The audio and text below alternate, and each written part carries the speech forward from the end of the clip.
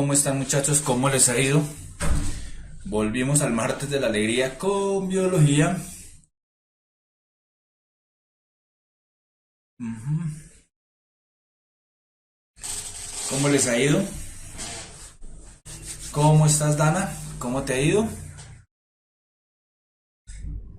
Génesis. Laura, ¿cómo estás? María José, ¿cómo te ha ido? Juliet, Carol, Karen, Evelyn, Jenny, Camila, Rosa, me merezco un 5.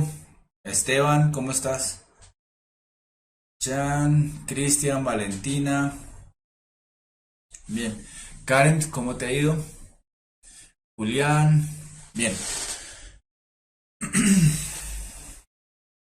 Solo un mes para aprender biología. La biología es una carrera de varios semestres. Revisa los videos y vamos mirando y cualquier duda me envías al correo y miramos si la puedo ir respondiendo. Me enviaron bastantes preguntas, incluso gente que me envió simulacros completos. ¿Mm? Traté de extraer las preguntas que más nos podían aportar, no respondí todas. Igual vamos a tener más sesiones de repaso, ¿cierto?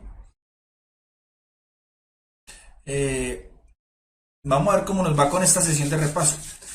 ¿Quién fue que me envió hoy? Vanessa, si no estoy mal, o Valentina, bueno, no me acuerdo. Me envió hoy ya no las podía incluir en la clase de hoy, entonces, eh, pues tocó dejarlas para la próxima. ¿Qué más, Jesús?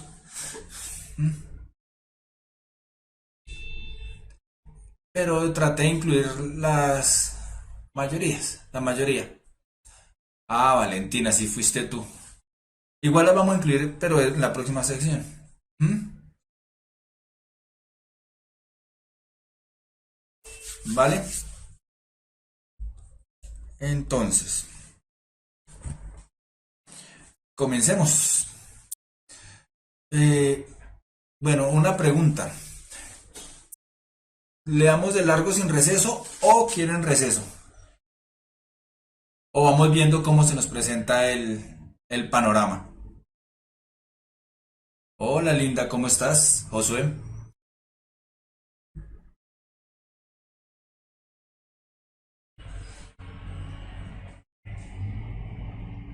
Bueno, empecemos pues.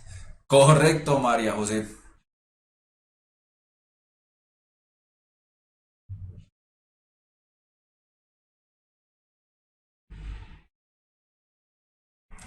Entonces,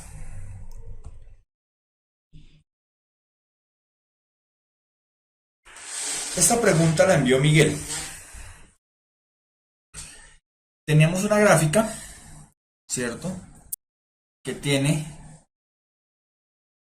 varias etapas de un proceso de mitosis, ¿correcto?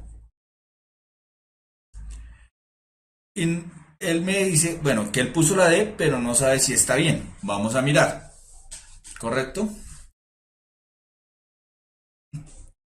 Gracias, Melanie. Qué nombre tan bonito para el perro.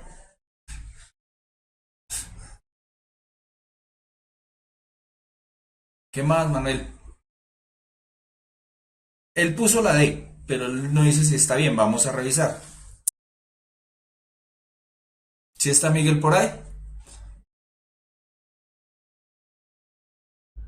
Bueno, este es 2, este es 3 y este es 4. ¿Ok? 2, 3, este es 4 y este es 5 y este es 6. ¿Correcto? ¿Cuál calva? Yo no soy calvo, afortunadamente. No sufro de alopecia. Bien, ¿cuál sería la respuesta? Pues, Kelly hoy tocaba con Freddy, pero tocó hacer un cambio esta semana nuevamente. La próxima volverá a Freddy a los martes aburridos de matemáticas para dejar otra de los miércoles de la alegría con biología.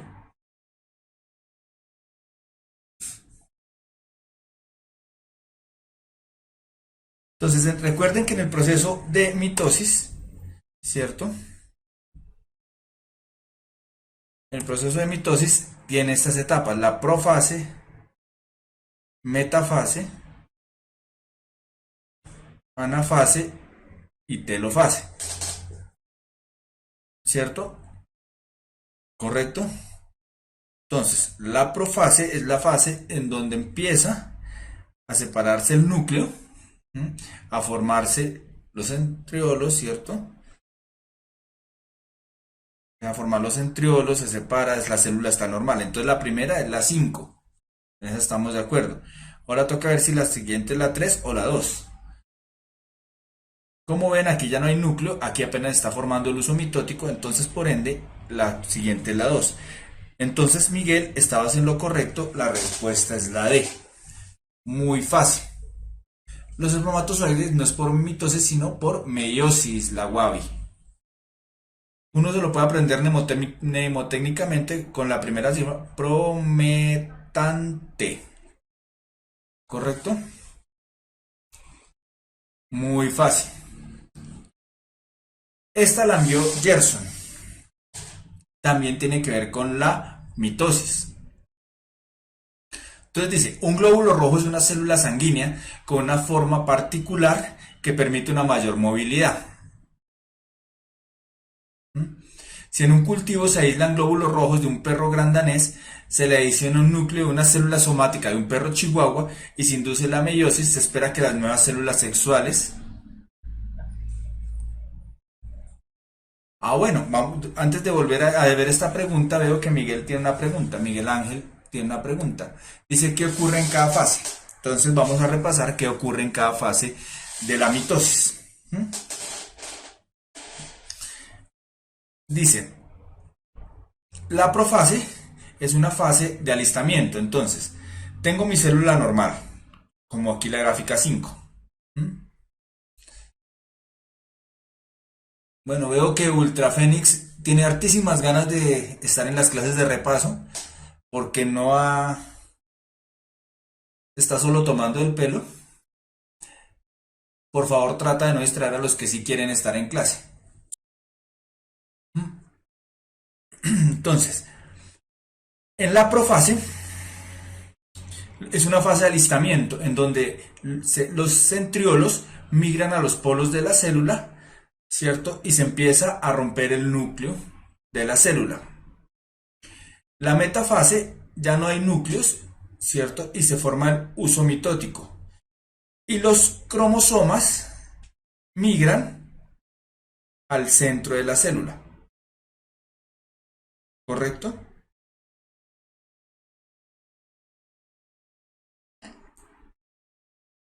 Como acá. Ya después de que están aquí en el centro de la célula, se empieza a recoger el uso mitótico y se separan los cromátides hermanas. ¿Correcto? Después de que se separan las cromátides hermanas, se agrupan nuevamente los cromosomas y se forma los núcleos y se separa la célula. Eso es lo que pasa en cada una de las fases. ¿Correcto? Ahora miremos esta. Habíamos dicho que los glóbulos rojos de los mamíferos no tienen un núcleo. Correcto, Chaparro. Bueno, David. Los glóbulos rojos de los mamíferos no tienen núcleo. Entonces, correcto, Karen. La imagen 6 es la de la citocinesis. De pronto me demoro un poquitico en responderles, pero recuerden que hay un delay en la imagen, no muy grande, pero pues ahí vamos. La telofase se agrupan nuevamente los cromosomas y se forma los núcleos nuevos, los dos núcleos nuevos, y se empieza a separar, hasta que se separa en dos la célula.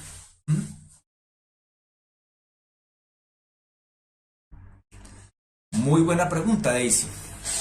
No sé si ustedes se acuerdan que cuando yo expliqué que evolutivamente los glóbulos rojos de los mamíferos han perdido el núcleo porque lo han reemplazado por una molécula de hemoglobina para transporte de oxígeno. Los glóbulos rojos maduros no tienen un núcleo. ¿Mm? ¿Claro, Daisy?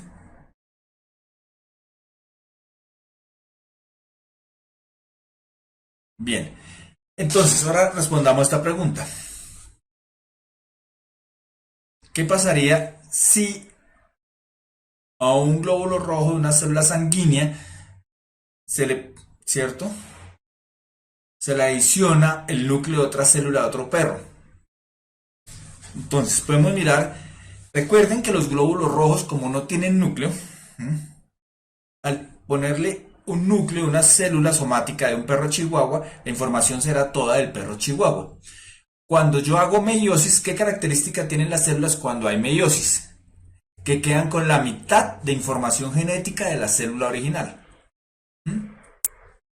Por lo tanto, cuando yo hago meiosis para que haya nuevas células sexuales,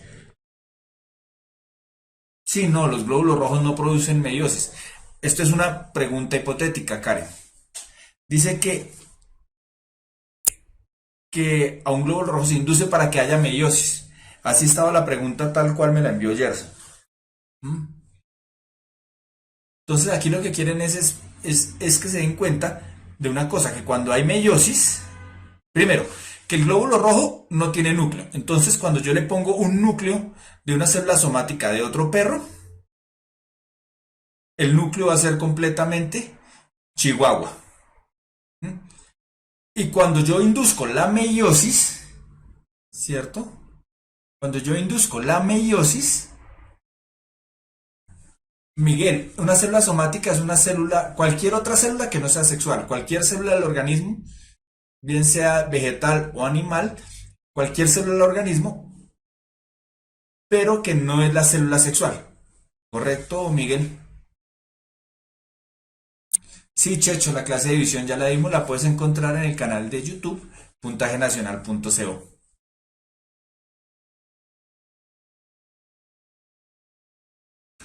Bien, entonces, cuando yo induzco una célula a meiosis, lo que hago es que las células hijas quedan con la mitad de información genética, ¿cierto? Entonces, ¿qué quiere decir eso? Que como toda la información era del perro chihuahua, porque la célula roja del glóbulo rojo no tenía núcleo, ¿cierto? Iba a quedar con la mitad de información genética que la célula, que el núcleo que tenía, entonces va a contener la mitad de contenido genético del perro chihuahua. ¿Correcto, Gerson? ¿Gerson está por ahí? ¿Si aclara tu pregunta?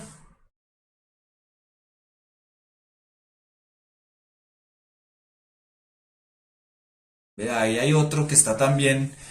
Yo no sé para qué se conectan si no van a hacer aportes o no van a estar conectados. ¿Cierto, la Guavi? ¿Por qué la B no? Porque la clave está en que los glóbulos rojos de los mamíferos no tienen núcleo. Entonces, al poner la información genética, es decir, todo el núcleo de un perro chihuahua, la información genética va a ser solo de perro chihuahua en el núcleo. Entonces, al hacer la meiosis, ¿cierto? Quedaría solo el contenido genético del perro chihuahua. ¿Correcto? Catalina, no tienen núcleo porque lo han perdido evolutivamente para reemplazarlo por una molécula de hemoglobina para el transporte de oxígeno. ¿Mm? Si no, Karen, no te enfoques en eso. Esta es una pregunta hipotética. Es una pregunta hipotética para que ustedes entiendan el concepto de mitosis y por qué, cómo queda con la mitad de información genética. ¿Sí? No te enfoques en que la célula somática va a ser meiosis. ¿Correcto, Karen? ¿Por qué de Chihuahua, Linda? Muy fácil.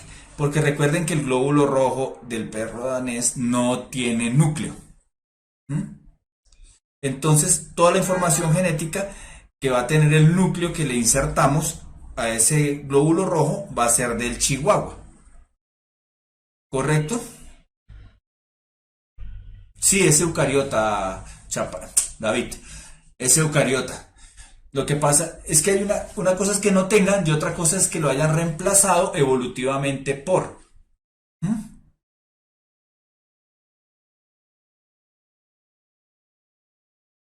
Sí, ese es el problema con esta pregunta.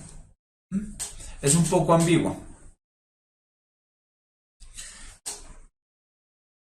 Mm, no, Karen, no sé si sea posible o no. Difícil sí será. No, en la mitosis, ojo, Antonis, vamos a repasar eso. Entonces, recuerden, en la mitosis, voy a poner aquí mitosis, salen dos células hijas. En la meiosis salen cuatro células. Esto es para células somáticas. Esto es mitosis, voy a poner acá. Y esto meiosis. Y esto es para células sexuales. ¿Correcto? Que son idénticas, con igual información genética que la célula original y entre ellas. Y esta sale con la mitad de información genética. ¿Correcto? Esas son las diferencias entre mitosis y meiosis. Eso es lo que supongo que querían con esta pregunta. ¿Mm? ¿Correcto? Vamos con la siguiente pregunta. Otra que envió Gerson. Pero esta tiene que ver con moléculas de la vida. ¿Correcto? Entonces dice, la molécula del agua está unida gracias a enlaces covalentes polares y puentes de hidrógeno. A pesar de que los puentes de hidrógeno son más débiles que los enlaces covalentes polares, le confieren al agua más propiedades que posibilitan la vida en la Tierra. ¿Cuál de las siguientes, y estar subrayado no, es una propiedad del agua que pueda explicarse por su polaridad? Claro, Adriana, puedo aclarar la diferencia entre eucariota y procariota. Eucariota son células que tienen membranas internas y tienen un núcleo definido. Las procariotas no. Las procariotas tienen toda la información genética, todo su ADN disperso en el citoplasma, ¿cierto? Y son conocidas como las bacterias. Esa es la diferencia entre eucariota y procariota. Las procariotas son un poco más primitivas que las eucariotas. Bien. Aunque esto es un poco, tiene que ver con bioquímica, podemos mirarlo fácilmente. Alto calor de vaporización, quiere decir que se requiere tener un calor alto para poder vaporizarlo, es verdad. Tensión superficial, es verdad. Disolvente de muchas sustancias hidrofóbicas, ahí ya sabemos que no es. ¿Por qué? ¿Cómo voy a disolver algo? ¿Cierto? Si es hidrofóbico. ¿Qué quiere decir hidrofóbico? Que no se junta con el agua. Es como si decir que el agua disuelve el aceite. Correcto, Catalina, muy bien.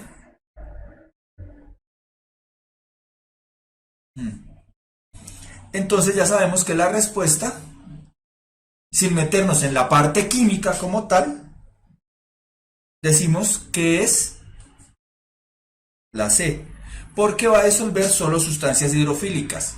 Correcto, Karen, sí, hidrofílicas o hidrosolubles. Acuérdense, esto siempre cuando hablen ustedes para mirar las soluciones. Igual disuelve igual. Es decir, los polares se disuelven en polares y los no polares se disuelven en no polares. ¿Correcto? Esteban, Voy a explicarlo así a grosso modo, pero si tienen más dudas, le puedes preguntar a la profesora de química. ¿Qué pasa con la otra mitad, Kelly? ¿La otra mitad de qué?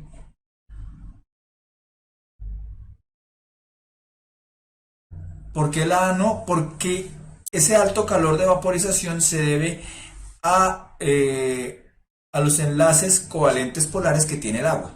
Entonces, para romperlo se requiere más energía, por lo tanto, más calor.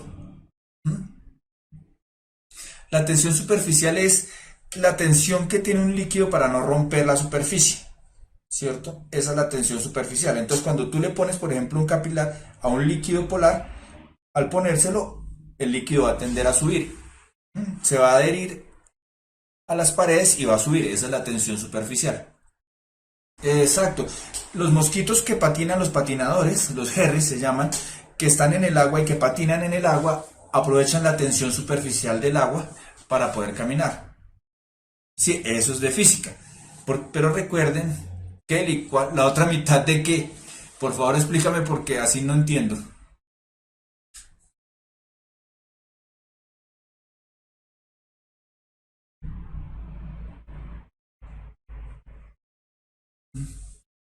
Bien.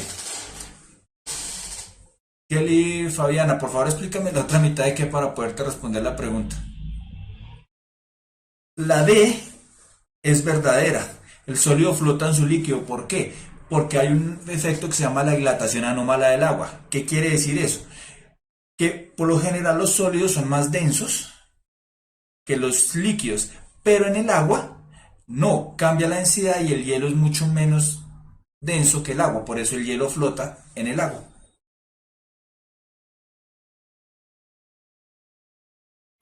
Ah, ok. ¿Tú te refieres a la pregunta anterior que dónde queda la otra mitad de la información genética? Bien, entonces, recuerda que cuando yo tengo una célula, voy a retroceder otra vez la pregunta, cuando yo tengo una célula que va a ser meiosis, ¿cierto? Esta célula se divide en dos, duplica la información genética, entonces aquí sería doble información genética, ¿cierto? Y al dividirla en dos, queda con igual información genética que la célula original, ¿correcto? Pero como yo no vuelvo a duplicar, sino divido esta en dos, queda con la mitad de información genética que la célula original. Toda la información genética está, pero como produzco más células, va a quedar con la mitad de la información genética. ¿Correcto? ¿Más claro? Ahí es donde está la otra mitad.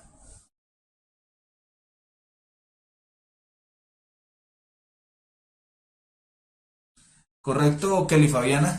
¿Te queda más clara la pregunta? ¿Te queda dónde quedó la otra mitad? Para referirte a eso, Kelly, tienes razón, Dylan, te puedes ir al video de reproducción celular, si no estoy mal, en la segunda o tercera clase. Ahí está mucho mejor explicada la mitosis y la meiosis y las diferencias. Esos videos los encuentras en el canal de puntajenacional.co. Digo, Puntaje Nacional Colombia, en YouTube. Correcto, pues no, eso ya lo han explicado los profesores en ciencia. Recuerden que nosotros, a pesar de que estamos divididos en física, química y biología, es una sola área, es una sola área que se llama ciencias, ¿correcto? Y si, Kelly, si quieres te lo puedo explicar más a detalles, escríbeme al correo biología@puntajenacional.co y con mucho gusto te explico con más detalle la mitosis y la meiosis. Pero trata de ver primero el video por si te quedan dudas, ¿correcto? Bien. Esta pregunta la envió Sergio Marín.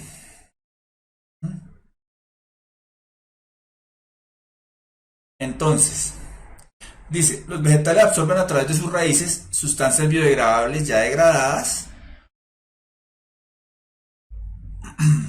¿cierto? Y sustancias no biodegradables. De los siguientes Un compuesto no biodegradable, ¿cuál es? Entonces, ¿qué es que sea biodegradable? Biodegradable es que se puede descomponer en el medio ambiente, ¿correcto? Entonces, tenemos la celulosa, que la celulosa, bueno, el P-cresol, que hace parte de todos los cresoles. Bueno, Esteban, es que me tocaría meterme ya mucho en química, ¿cierto?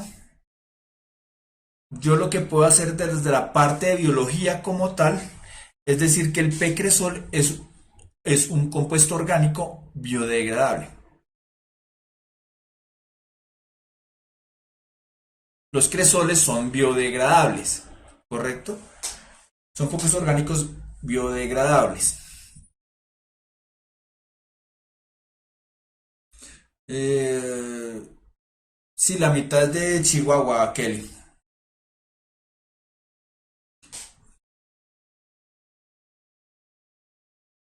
Es un compuesto orgánico biodegradable, ¿cierto? Entonces descartamos. La celulosa es otro compuesto, ¿cierto? Pero ¿qué es la celulosa? Es un azúcar que hace parte de las plantas. Por lo tanto, ¿ustedes creen que es biodegradable? Sí, es biodegradable. Los aldehídos, bueno, vamos primero con el vinagre. ¿El vinagre qué es? Ácido acético. El ácido acético es biodegradable.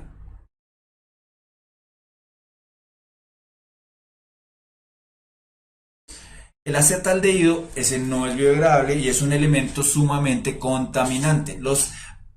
Por lo general, los aldehídos son sumamente correcto, Camila, la celulosa está en la pared celular. Esta es más del examen de la Nacional, solo que Sergio Marín tenía dudas, entonces la puse. ¿Mm? Esta es más del examen de la Nacional. No necesariamente, porque el acetaldehído es biodegradable. Que el acetaldehído es orgánico, pero no es biodegradable. ¿Cuál es tu pregunta, Josué? Sabiendo de química, Chaparro. Correcto, un hidrocarburo es orgánico y no es biodegradable. Si uno no sabe cuáles son los compuestos, muy buena pregunta, Laura. Si uno no sabe cuáles son los compuestos, pues es saber. ¿Qué es saber? Que la celulosa hace parte de los vegetales. Entonces ya descartas eso. Porque los vegetales sí son biodegradables. ¿Correcto? Y sabemos que el vinagre es biodegradable porque es un compuesto orgánico que es el ácido acético. Y sabemos que el ácido acético es biodegradable. ¿Sí? Es un ácido orgánico. Los ácidos orgánicos son biodegradables. Entonces ya solo me queda escoger entre los dos. Digamos que si no saben qué es el P-cresol ni los acetaldehídos, saber que los aldehídos no son biodegradables. ¿Mm? Esto es de química orgánica, ¿correcto? Yoli escribe a química@puntajenacional.co y la profe Nuri con muchísimo gusto te puede dar la diferencia de los aldehídos, los ácidos orgánicos, los alcoholes, ¿cierto? No, el acetaldehído no es un plástico, Mateo, es un aldehído. Los plásticos son derivados de los hidrocarburos.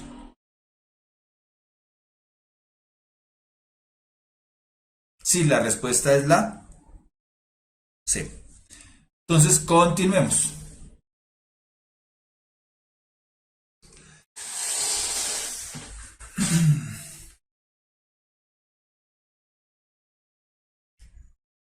Lo descartamos sabiendo que los aldehídos no son biodegradables. Si sale un aldehído o un hidrocarburo, sabemos que no son biodegradables. ¿Mm?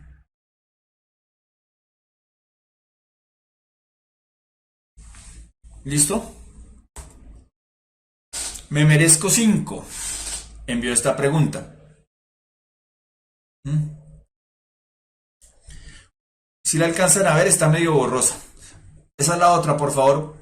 Traten de enviarlos más claros porque a veces salen muy borrosos y me toca a mí también interpretar.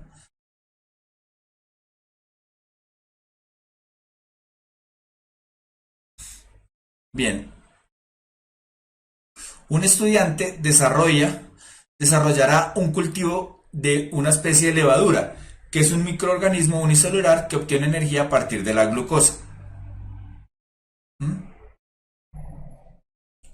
No, no, Josué. Lo orgánico no es lo mismo que biodegradable. Biodegradable es que se puede degradar por medios biológicos. Entonces, de acuerdo con lo anterior, ¿cuál de las siguientes sustancias deberá tener el medio de cultivo para que la levadura se desarrolle? ¿Mm? Entonces, ¿qué es la glucosa? La glucosa son gran cantidad de carbohidratos. Son los, ¿cierto? Los carbohidratos, corrijo, los carbohidratos están formados por cadenas de azúcares más pequeños, entre esos la glucosa, que es un monosacárido, ¿cierto? Eh, no, esto no es química, lo que pasa es que recuerden que hay unas moléculas esenciales para la vida y eso se llama bioquímica. Entonces, por lo tanto, vamos a eliminar estos que no tienen carbohidratos. Ahora bien, ¿ustedes creen que un hongo necesita vitaminas o necesitará aminoácidos para generar las proteínas? Y recuerden que los hongos también son de ambientes húmedos, ¿cierto? Por lo tanto, la respuesta es la D. Ya vamos para allá, Guave, no te afanes.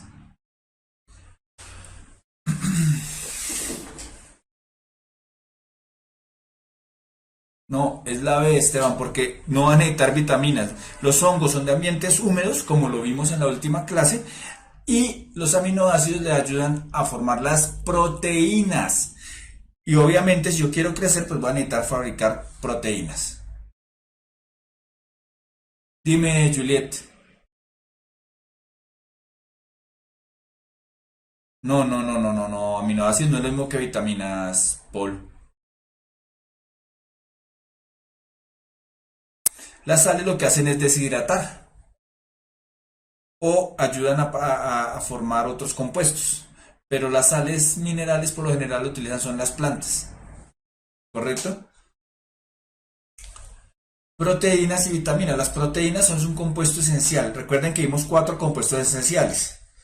¿Cierto? Los ácidos nucleicos, ¿cierto? Que están formados por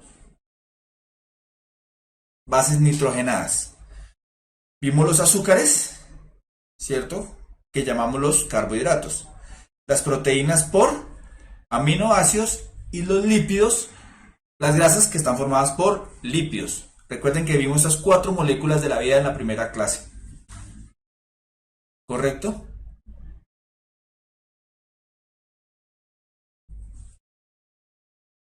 Bien.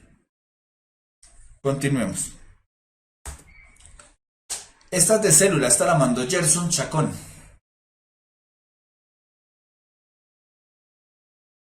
La apoptosis o muerte celular programada es el proceso mediante el cual una célula entra en un proceso de autodestrucción. Este fenómeno es causado cuando es detectado el posible daño del ADN en la próxima división celular. El órgano que ayuda a la ejecución de la apoptosis es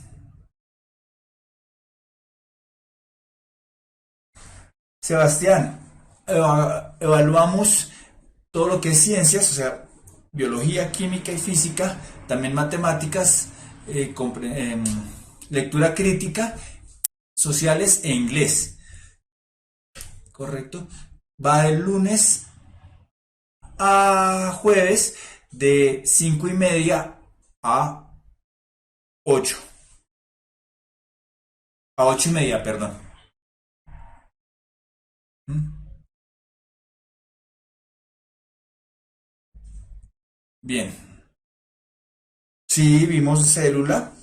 Lo que pasa es que esta pregunta la puse porque nosotros no vimos nada de apoptosis. ¿Mm? Que es la muerte celular programada. Esta ayuda incluso algunas células que ya están dañadas a su muerte.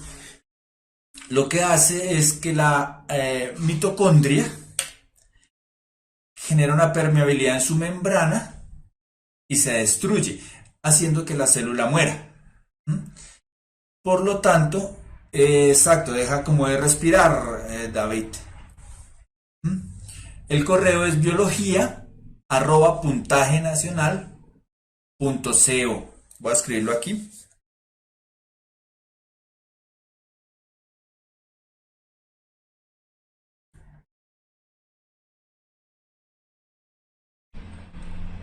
Uy, no me ocupo. Bueno, .co, no .com, sino .co. La apoptosis puede tener algunas enfermedades, como el cáncer, por ejemplo, porque recuerden, ¿qué es el cáncer? El cáncer es un crecimiento descontrolado de las células.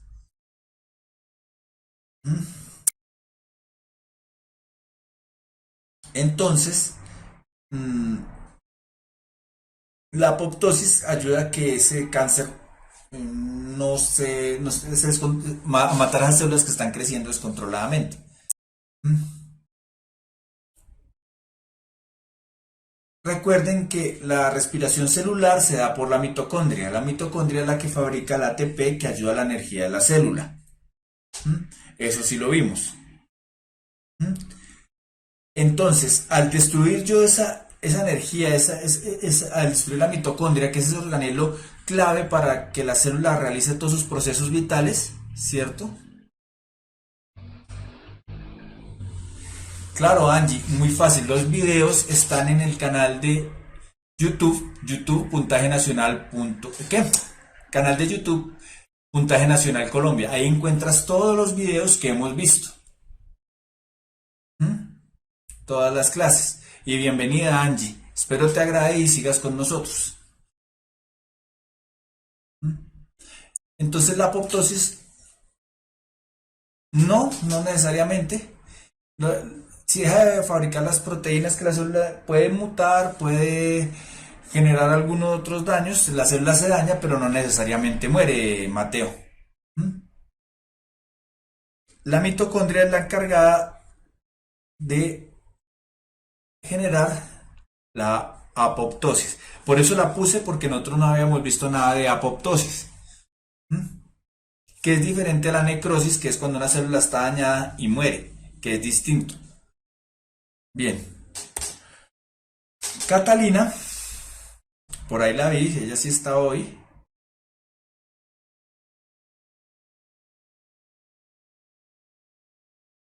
La C y la D. Los lisosomas son para la digestión celular y las vacuolas ayudan a almacenar y a transportar ciertas sustancias. O sea, no tiene nada que ver con la apoptosis. Correcto, Valentina. Dime, Laura.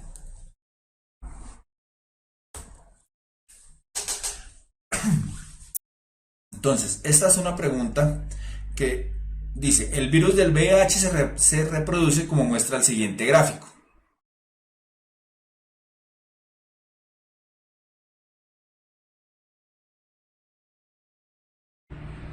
¿cierto? Entonces, primero el virus libre, segundo la unión y función con la membrana celular, tercero la infecta, ¿cierto? Libera el ARN del virus, ¿cierto? Y el ADN del virus. Se integra el ADN con el ADN de la célula. Después el nuevo material se empieza a producir para nuevos virus, nuevas proteínas, se ensamblan y posteriormente se libera los nuevos virus, ¿correcto? A partir de esta información se puede concluir que los virus del VIH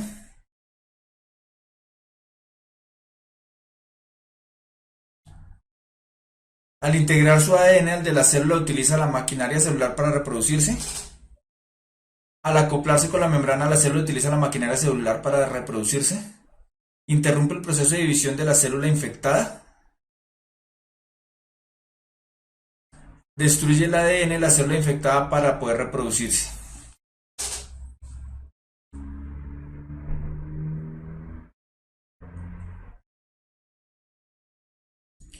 Como vemos, hay una integración, ¿cierto?, del ADN del virus con el ADN de la célula infectada para producir tanto las proteínas necesarias como para duplicar ese material genético. Sí, intenté que se viera mejor, pero es la imagen que me envió Catalina.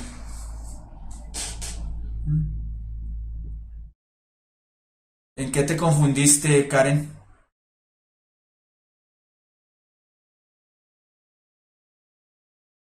Las células muertas, muertas están, Sebastián. ¿A qué te refieres con regenerarlas? Correcto, Mafe. Entonces, al integrarse se vale para reproducirse y formar. Entonces, la respuesta es la A. Simplemente hay que interpretar la gráfica. Por eso se las leí. Por eso, por eso les leí la gráfica para que pudieran interpretarla. Porque se ha vuelto resistente a muchos es un retrovirus, entonces por la velocidad de reproducción cambia mucho su ADN y muta muy rápido, haciéndose resistente a los medicamentos.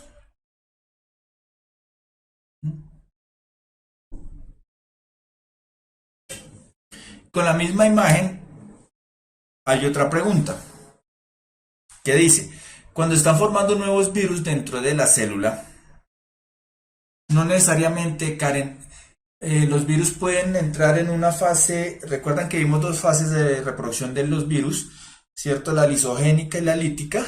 En la lítica destruyen la célula y en la lisogénica simplemente están ahí, permanecen latentes con el ADN de ellos, con su información genética acoplada a la célula infectada y permanece en estado de latencia, ¿cierto? Pero no, cuando está en la fase lisogénica, la célula sigue reproduciéndose y reproduciendo y llevando esa infección a sus células hijas. En cambio, en la lítica se destruye para salir los nuevos virus. ¿Te acuerdas algo de la fase lítica y la fase lisogénica? Eso lo vimos en la clase pasada. Sí, Miguel, se puede inducir una célula a morir.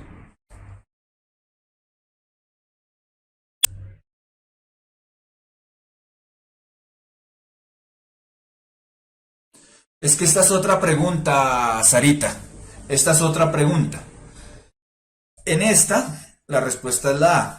En esta vamos a leerla hasta ahora. ¿Listo? Entonces, cuando se están formando los nuevos virus dentro de la célula, el ADN viral se ensambla dentro de una cápsula proteica antes de salir a la célula. El ARN viral se ensambla dentro de una cápsula proteica antes de salir a la célula. El ADN de una célula produce las proteínas de la cápsula viral en las que se ensamblan las partículas de ADN viral.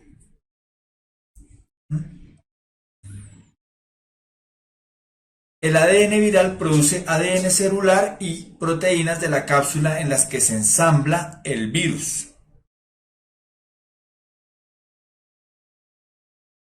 Entonces, como vemos, el ADN que está aquí hace que yo fabrique proteínas para ensamblar las cápsulas proteicas de los nuevos virus, ¿cierto?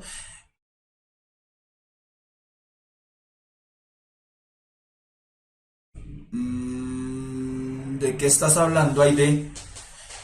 Ya vamos a mirar eso Creo que te va a quedar más claro con las próximas preguntas.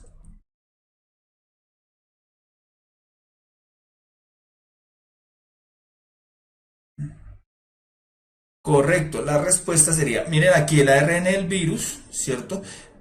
Viene y se ensambla para poder salir en la cápsula proteica. O sea, el ARN viral se ensambla dentro de una cápsula proteica antes de salir de la célula.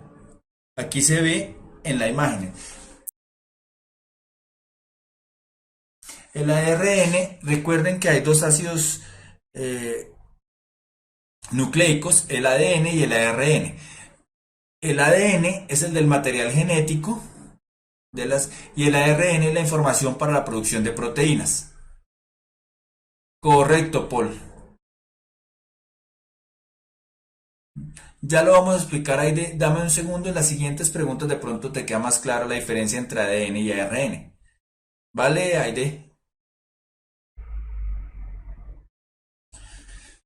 El ARN del virus ayuda a que haya ADN que se ensamble en la cadena.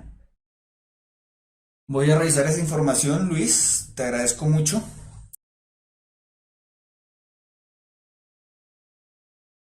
Voy a revisar esa información, Jolly. Voy a revisarla y si me he equivocado la corrijo.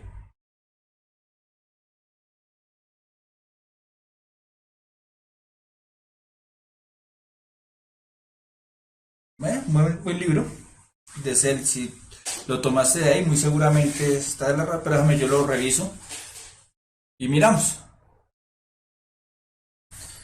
Bien. Esta pregunta me la envió Preli Jiménez. No se alcanza a ver muy claro, por eso les pido que por favor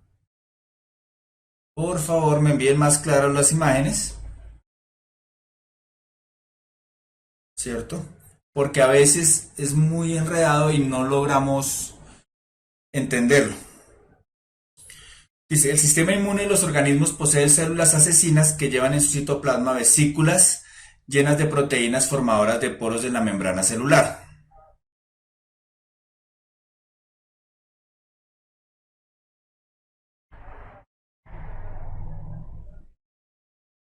Cuando una de nuestras células es infectada, las células asesinas contactan su membrana celular y en esta zona, por exocitosis, vacían el contenido de las vesículas.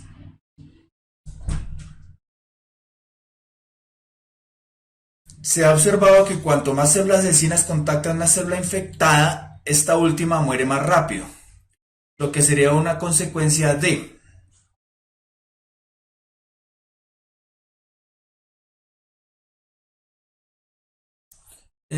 para que quites el eco tienes que refrescar la página, Catalina. Listo, Laura, perfecto, vale.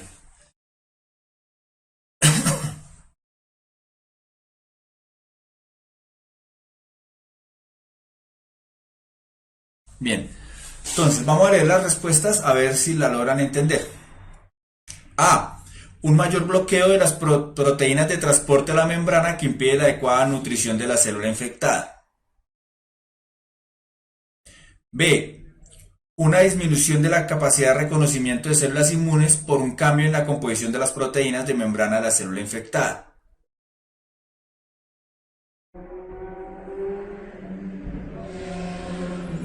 C. Una elevación de la permeabilidad de la membrana que aumenta una difusión del contenido de la célula infectada.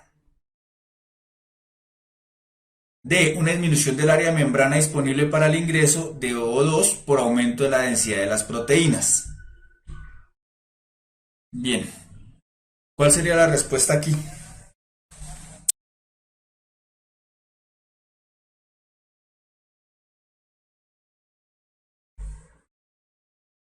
Sí, forman muchos poros, ¿cierto? En la membrana celular, lo que hago es aumentar la permeabilidad de la membrana, ¿cierto? Entonces, por lo tanto, aumenta la difusión del contenido de la célula infectada. La respuesta sería la C.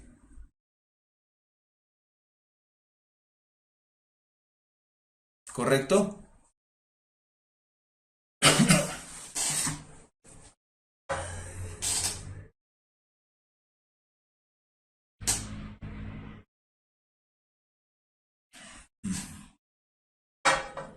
¿Por qué la B, María José?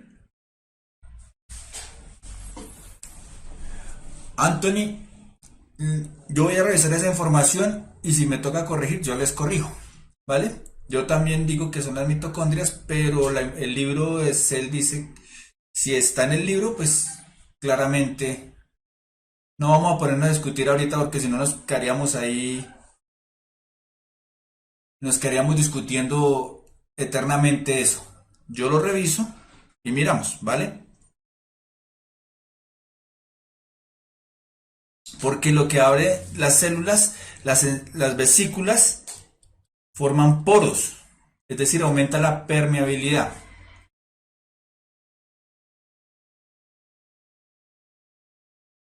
¿Cierto? En cambio aquí lo que dice es que estoy bloqueando las proteínas de transporte. Eso no tiene nada que ver con los poros.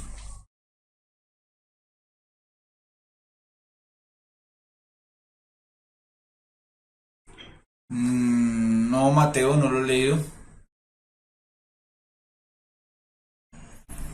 Ya vamos, vamos, Dylan. Espera que todo lo que yo estoy respondiendo pregunta por pregunta.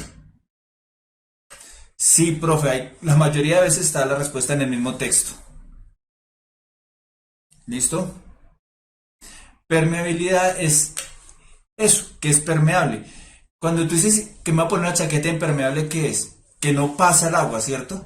Permeabilidad es que permite el paso. ¿Correcto, Jefferson?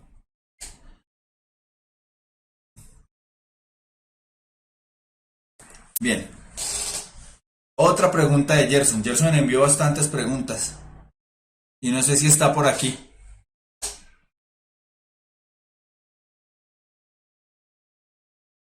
Bien, la madera contiene un polisacárido estructural, la celulosa. La razón por la cual podemos comer madera, romperla mecánicamente, pero no digerirla, es porque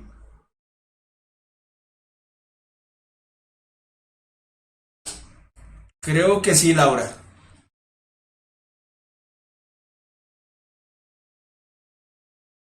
Cuando permite el paso es permeable, Sebastián. A. La madera ha sido modificada con sustancias para el uso y es incompatible con el ser vivo.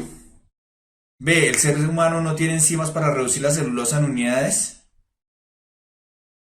C. La dieta del ser humano no incluye polisacáridos vegetales. D. Los polisacáridos estructurales no brindan energía al organismo.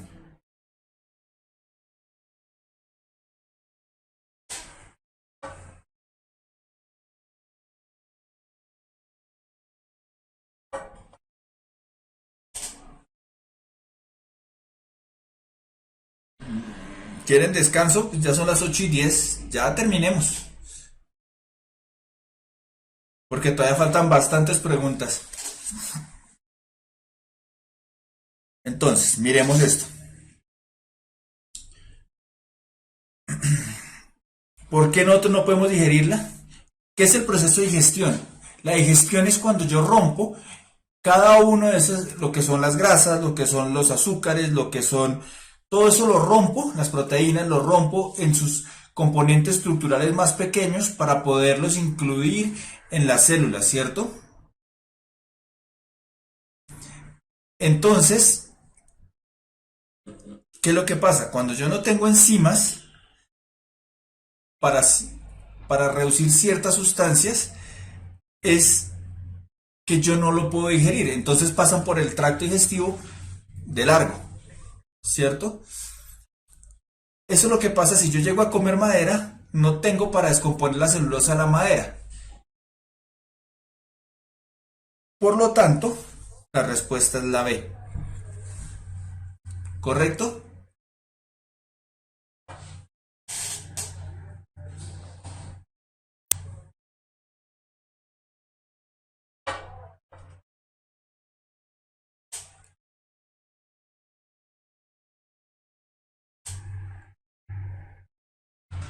Gracias, David. Gracias por la información. Eh, igual la voy a revisar y la voy a revisar y miramos, la próxima clase les digo. ¿Listo? Bien. Entonces continuamos. Esta pregunta la envió Catalina. Las plantas que poseen flores se originan por reproducción sexual. En este proceso siempre intervienen dos componentes, uno masculino y otro femenino. Siguiendo el esquema de la derecha, que representa la fecundación vegetal en los momentos uno y 2, usted diría que este proceso ocurre exactamente cuando.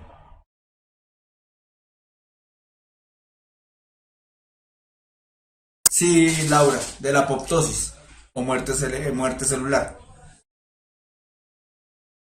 Polisacario. Fabián, un polisacario es un conjunto de muchos azúcares. Los monosacarios son azúcar, es la estructural, es como un anillo de azúcar, ¿cierto? Los polisacarios es cuando ya hay muchos anillos de esos azúcares, es decir, ya es de mayor peso molecular, es decir, como los almidones, es un polisacario, porque ya tienen muchos de esos monosacarios unidos.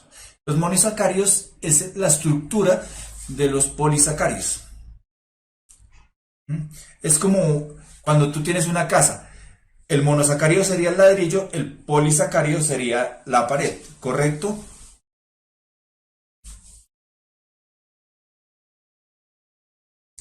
Entonces, tenemos el órgano masculino, que es la antena, ¿cierto? Con el polen, y el femenino, ¿cierto? El estigma, que baja después por el tubo polínico, el polen, para fecundar los óvulos, ¿correcto? Entonces, el grano de polen se deposita sobre el estigma, el polen se une con el óvulo en el ovario, el óvulo madura y es el único componente que interviene, el polen se une con el óvulo en el tubo polínico. Entonces, primero, descartamos la D porque vemos que el polen se une al óvulo en el ovario, no en el tubo polínico, ¿correcto?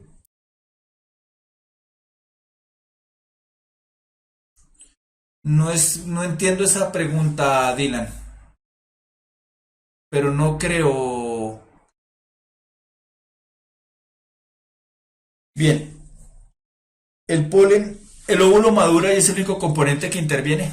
No, ¿por qué? Porque para la fecundación yo necesito dos células sexuales. Recuerden que la fecundación es cuando hay dos células sexuales.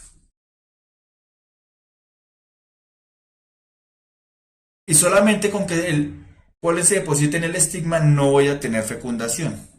La respuesta es la B, porque necesito para fecundación que los dos gametos, es decir, las células sexuales, se unan. Y eso sucede es en el ovario, ¿correcto? Claro, Catalina. Esta pregunta la envió Valentina Mejía. La hemoglobina es la molécula encargada de realizar el intercambio de gases en los alveolos pulmonares. La unión de la hemoglobina con el monóxido de carbono es más fuerte que con el oxígeno. Por esta razón, en presencia de monóxido de carbono, se reduce la cantidad de moléculas de hemoglobina disponibles para el O2, ¿cierto? Con base en la información anterior, una alta concentración de monóxido de carbono en el organismo puede generar problemas de salud porque se disminuye el transporte de oxígeno hacia las células, se aumenta la cantidad de oxígeno libre en la sangre haciéndola efervescente, se disminuye el transporte de monóxido de carbono en los tejidos pulmonares, el monóxido de carbono destruye las moléculas de hemoglobina en la sangre. Correcto, Luis Fernando, yo estoy en la misma posición que tú.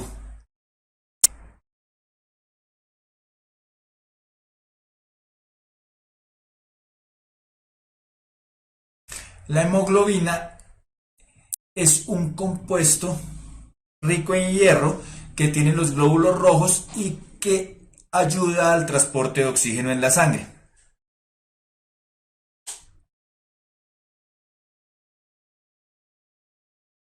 Entonces, si el monóxido de carbono se adhiere a esa hemoglobina, no deja que haya moléculas de oxígeno, ¿cierto? Por lo tanto, va a haber una disminución del oxígeno en las demás células. La respuesta es la A. ¿Correcto?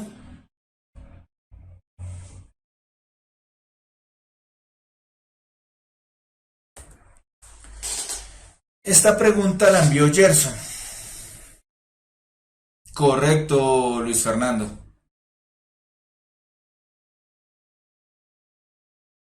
No, no las destruye, David. Bien. Los linfocitos son células que están presentes en el torrente sanguíneo. Si el linfocito se encuentra en un medio hipertónico de sales, entonces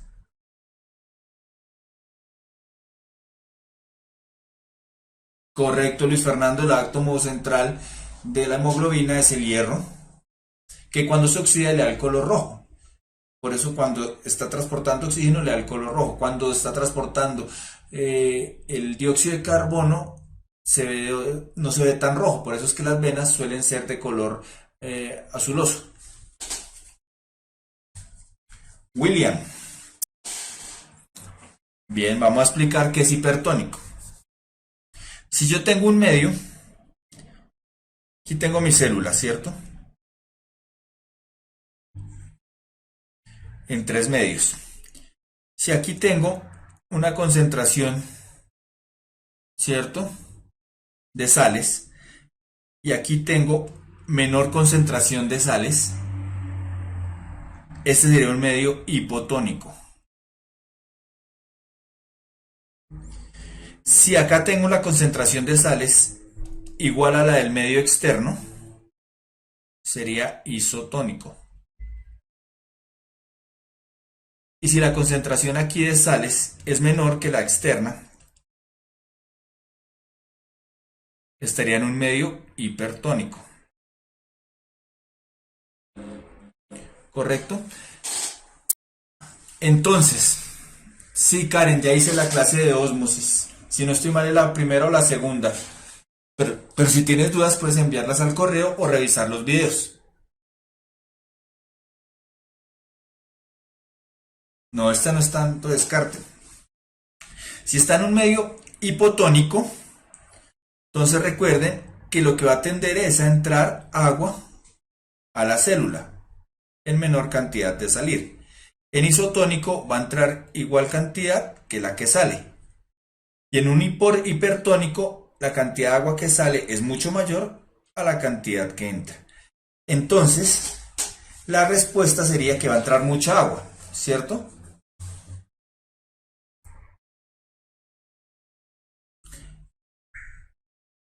Entonces, ¿ustedes cuál creen? ¿Que estallaría debido al ingreso de agua o se deshidrataría? Pues va a entrar mucha agua, ¿cierto?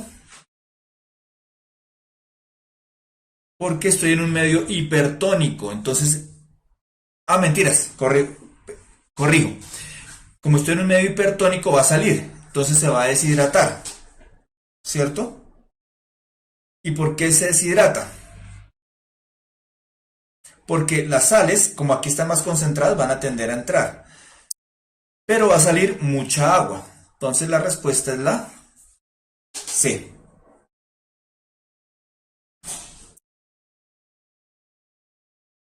¿Correcto? Dime, Valentina. No, no, no, no. Por eso corregí. Como este hipertónico sale el agua, pero entran algunos sales. ¿Mm? Correcto, sí, muy bien. Repuesto de... ¿Ves? La primera vez que te veo. Bienvenido. Claro, Cosme, muy fácil. La ósmosis es el paso de básicamente líquidos por lo general es agua, a través de una membrana semipermeable en contra de un gradiente de concentración. Es decir, va de lo menos concentrado a lo más concentrado, el agua. Y la difusión va a favor del gradiente de concentración. Es decir, donde está más concentrado a donde está menos concentrado. ¿Correcto?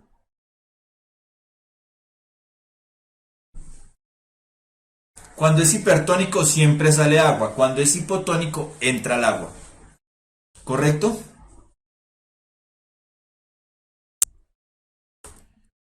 Otra de ósmosis que envió Elías Lorduy.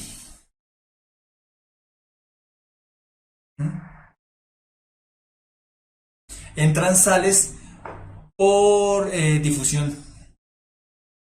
Es que el saber les va a evaluar todo el conocimiento del colegio.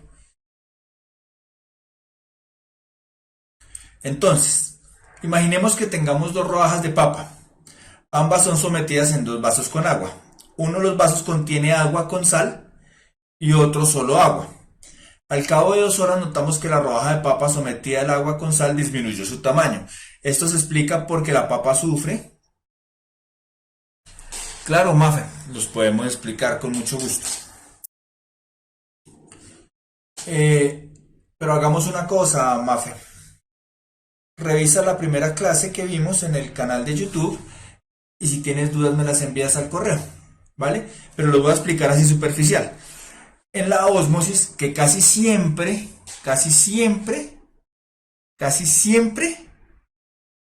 ósmosis lo van a preguntar en el saber. Casi siempre de una u otra forma, ósmosis la preguntan en el saber. ¿Correcto? La ósmosis casi siempre tiene, bueno, casi siempre no, la ósmosis siempre tiene que ver con el paso de agua a través de una membrana. Siempre hay una membrana, ¿correcto?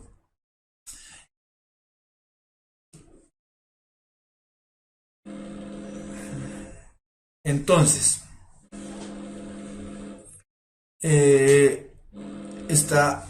la ósmosis va en contra del gradiente de concentración, es decir, de un medio menos concentrado a uno más concentrado y va a pasar el agua, ¿cierto? Y pues en realidad las dos tratan de mantener la homeostasis. La homeostasis en realidad es buscar el equilibrio. Luis Fernando. De hecho, cuando tú estás en ósmosis, estás también tratando de buscar un equilibrio. Por ósmosis es que mucha del agua vuelve otra vez a los procesos en el cuerpo, en los riñones, y eliminamos alguna cantidad de sales por la orina. Entonces, la homeostasis es mantener el equilibrio. La difusión se da a favor de un gradiente de concentración, de un medio más concentrado a uno menos concentrado.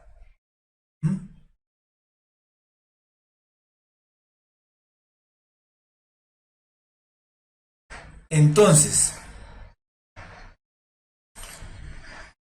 la ósmosis inversa es cuando tú retiras, en vez de pasar el agua, pasas son las sustancias disueltas en ella, los solutos, no el solvente como tal, sino los solutos. Y la directa es que pasas el agua, ¿correcto? Esa es la diferencia entre ósmosis inversa y directa, pues para ponerlo así en términos coloquiales. La difusión no requiere gasto de energía, la ósmosis tampoco. El transporte activo sí requiere gasto de energía. Entonces la respuesta es la C.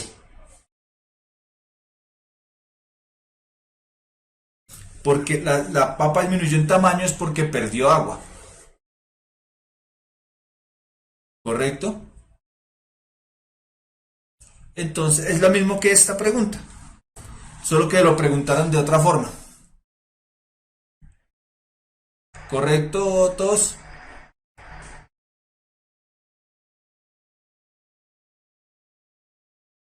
Es cuando los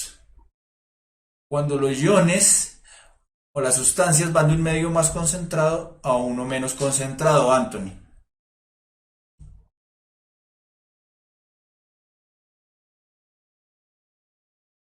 Jefferson, acabo de responderla.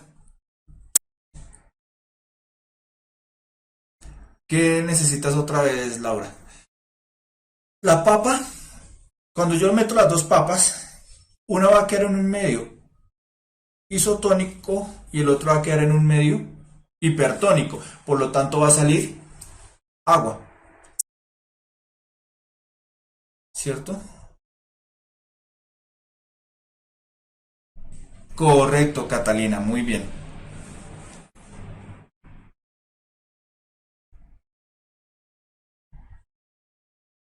La, sí puede haber osmosis directa, pero aquí lo que importante es que dice que la papa disminuyó su tamaño, es decir, se deshidrató. La osmosis inversa muchas veces se da. Hay plantas de tratamiento de agua que tienen procesos con osmosis inversa,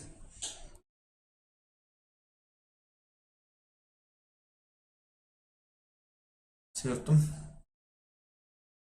Porque retiran las sustancias contaminantes del agua y dejan que el agua pase. Entonces muchos laboratorios químicos, farmacéuticos, tienen procesos para manejar su agua con osmosis inversa.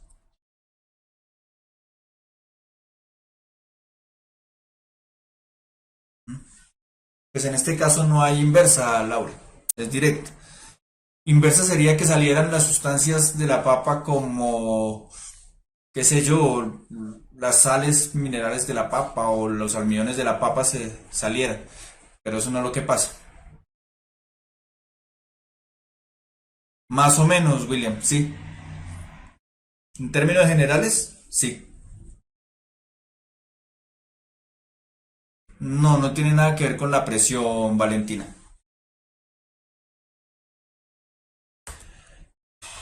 Uy, ya nos dieron las 8:30, no alcancé a responder ni la mitad de preguntas de dudas y repaso. Voy a responder esta última de Johan Angarita, ¿cierto? Y las otras las dejamos para otra sesión de repaso. ¿Les parece? Bien. Johan Angarita quería que le aclarara más el concepto de genotipo y de fenotipo, ¿correcto? Entonces, dime, Dylan. Genotipo está formado por dos copias de un gen presente en un individuo que conjuntamente dan un lugar a un determinado fenotipo. El genotipo es la información genética. El genotipo es la información genética. Y el fenotipo es cómo esa información genética se expresa. Esa información genética se expresa de una forma en la cual llamamos fenotipo. Ese fenotípico, bueno, es una forma mnemotécnica, Catalina F de físico, sí.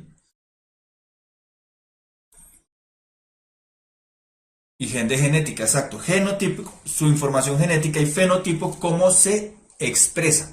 Entonces, ese fenotipo depende del genotipo, pero también puede verse variado por las condiciones ambientales.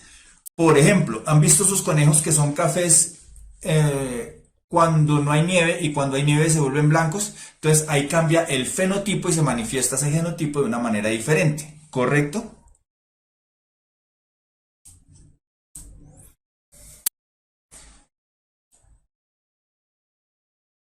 Bueno, chaparro David es una forma de decirlo, sí, pero también la fealdad es fenotípica.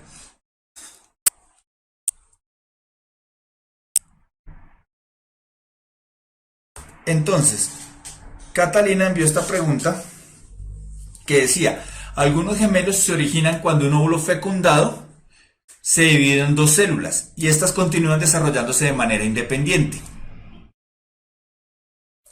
A pesar de sus similitudes, estos gemelos pueden presentar a lo largo de su vida diferencias relacionadas con la estatura, el peso, la textura del cabello, etc. Con lo cual se estaría confirmando la idea según la cual. ¿Qué no entiendes, Adriana? Anthony, el cambio de color del pelaje del conejo es para camuflarse, mimetizarse con su ambiente y ser menos vulnerable a ataques de depredadores. Sí, Paul, el fenotipo es como la apariencia, cómo se expresa.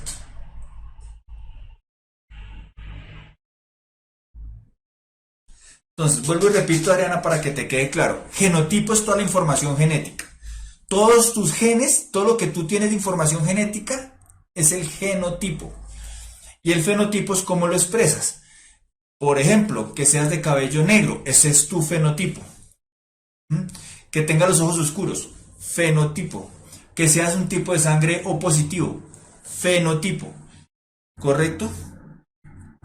Ese es el fenotipo. Cómo se expresa esa información genética es el fenotipo. Y el genotipo es la información genética como tal. ¿Correcto?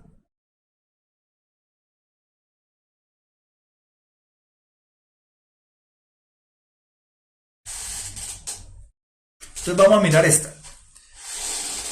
Entonces, tengo dos gemelos, que son gemelos univitelinos, es decir, del mismo óvulo, que se separaron, ¿cierto?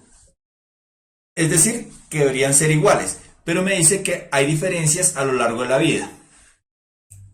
Entonces vamos a mirar. La información genética de un individuo puede cambiar a lo largo de su vida. La información genética de un individuo no cambia. Bueno, hay algunas mutaciones, pero en realidad la información genética del individuo no cambia. Es la misma, ¿correcto? Entonces descartamos la A.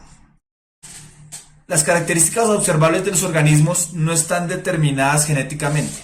Ya dijimos, el fenotipo depende del genotipo.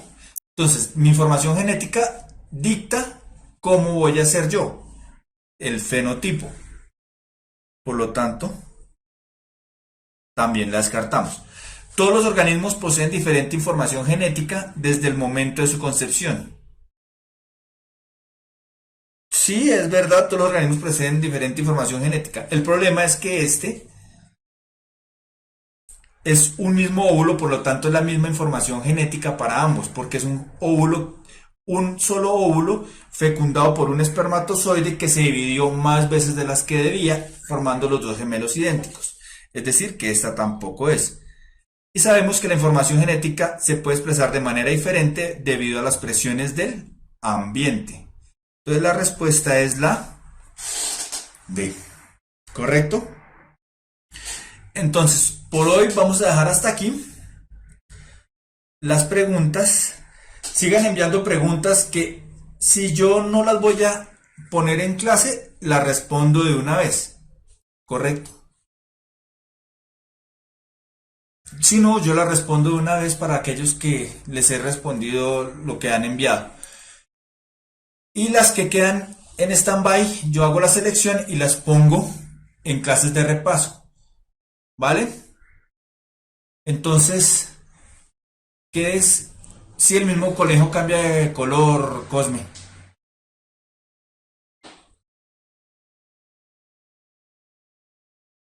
¿Listo?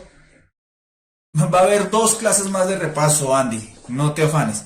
Para aquellos nuevos, bienvenidos y no se les olviden visitar la página de YouTube, Puntaje Nacional Colombia. Ahí van a encontrar los videos. Y si les quedan dudas, escribir a biología @puntajenacional.co, que yo con muchísimo gusto les contestaré. De rien, Karen. Pues de Je vous en prie. Listo, hasta luego. Muchísimas gracias a ustedes, María José. Luis Fernando, tenemos entonces, voy a hacer la consulta. Si no me acuerdo, por favor, tú me acuerdas la próxima clase. Listo. Y vamos a revisar eso de la apoptosis porque sí hay una controversia que podemos solucionar. Gracias por lo que me lo que me compete. Entonces nos estamos viendo. Recuerden, ya la próxima semana nos veremos el miércoles. La próxima semana sí nos vemos el miércoles y el martes vuelve matemáticas. Solo es por esta semana que cambiamos. ¿Listo? Entonces terminamos la sesión del martes de la alegría con biología. Correcto, María José.